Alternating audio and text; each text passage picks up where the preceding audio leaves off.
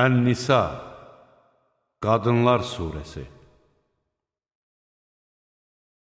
Mərhəmətli və rəhimli Allahın adı ilə. Ey insanlar! Sizi tək bir candan xəlq edən, onun özündən zövcəsini yaradan və onlardan da bir çox kişi və qadın törədib, yer üzünə yayan Rəbbinizdən qorxun. Adı ilə bir-birinizdən cürbəcür şeylər istədiyiniz Allahdan və qohumluq əlaqələrini kəsməkdən çəkinin. Həqiqətən Allah sizə nəzarət edir. Yetimlərin mallarını özlərinə verin və yaxşını pis ilə dəyişməyin. Onların mallarını öz mallarınızla birlikdə yeməyin. Şübhəsiz ki, bu böyük günahdır. Yetim qızlara qarşı ədalətli olmayacağınızdan qorxursunuzsa, onda xoşunuza gələn halal qadınlardan ikisi, üçü və dördü ilə evlənin. Əgər o qadınlarla ədalətlə dolanmayacağınızdan qorxursunuzsa,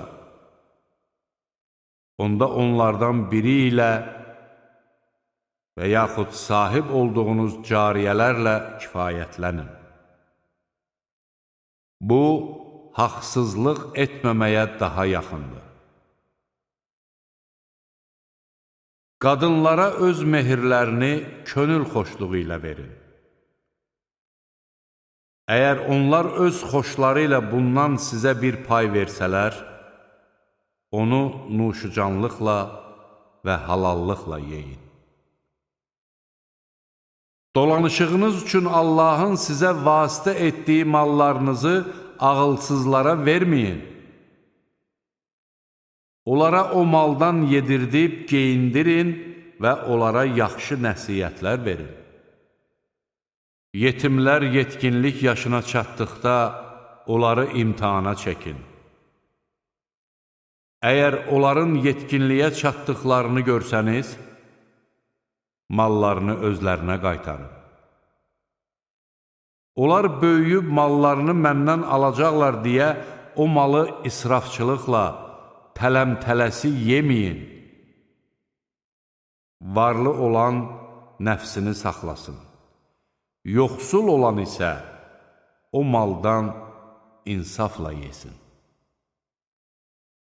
Yetimlərin mallarını özlərinə qaytardığınız zaman onlara şahidlər tutun.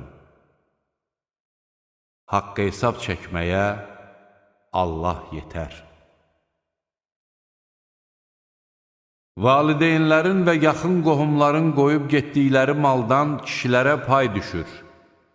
Valideynlərin və yaxın qohumların qoyub getdikləri maldan qadınlara da pay düşür. Bu mal istər az olsun, istərsə də çox. Onlar üçün müəyyən edilmiş bir paydır.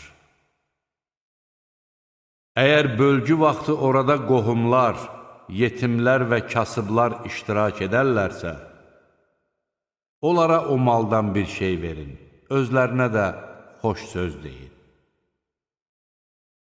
Qoy özlərindən sonra zəif övladlar qoyub gedəcəkləri təqdirdə onlardan ötürü qorxan kəslər yetimlərdən ötürü də qorxsunlar.